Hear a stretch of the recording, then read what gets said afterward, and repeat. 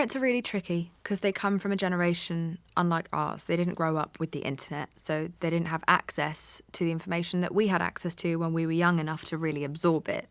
So they're kind of in their 50s and 60s and 70s and 80s now when they're starting to hear all this new information that directly contradicts what they were told when they were younger.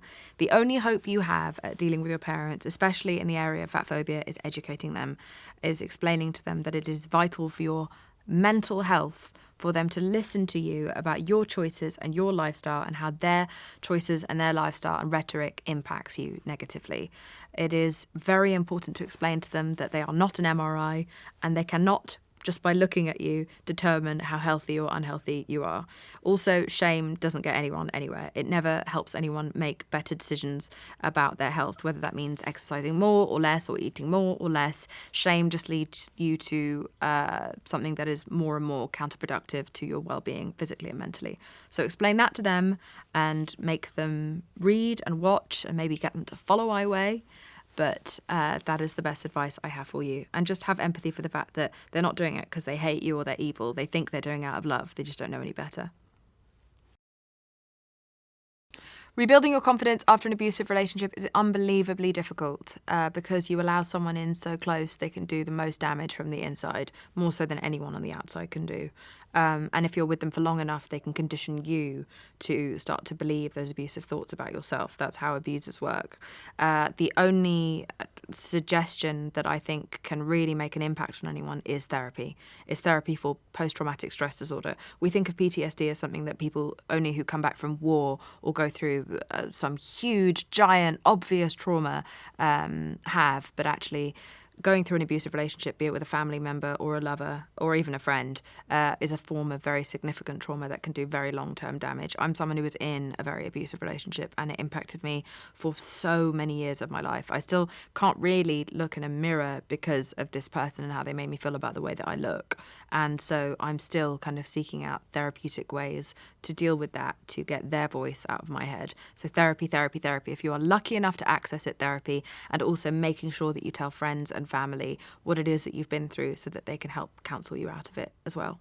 You need all the support you can get. It's really serious.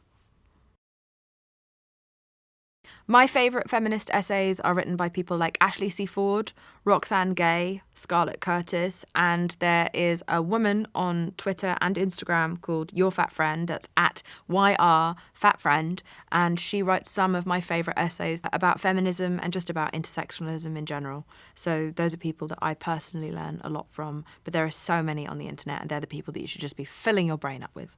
Also, Matt Haig is brilliant. He's one of the best voices on mental health ever and has helped me through some of the hardest times in my life, as he has so many other people. He has a book that is incredibly helpful called Reasons to Stay Alive that is available. And a lot of people have been buying it recently because we are in a time of extreme depression and suicidal epidemic. I think freedom of speech is really important, but I think lately we hear about it more from the people who want to use their freedom of speech to abuse other people. And so in order to combat that, I believe in freedom of listening.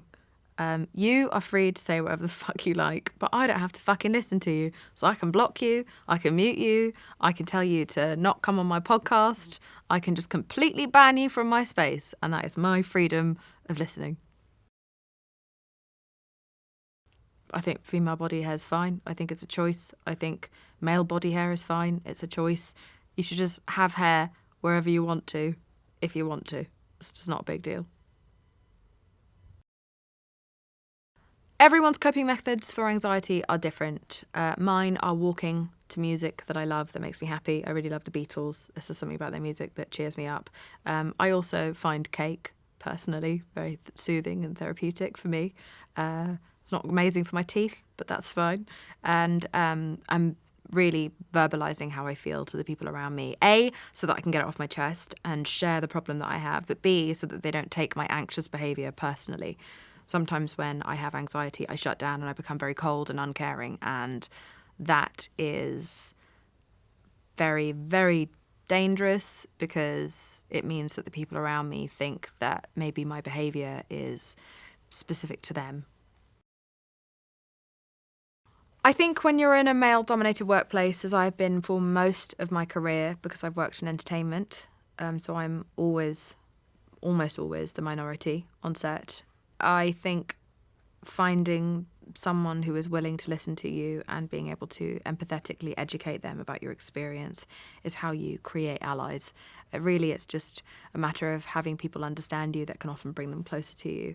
And that's the best shot you have, is going in from a place of empathy, looking for empathy, so that more people will stand with you. And it is possible, because I found some of my greatest friends that way.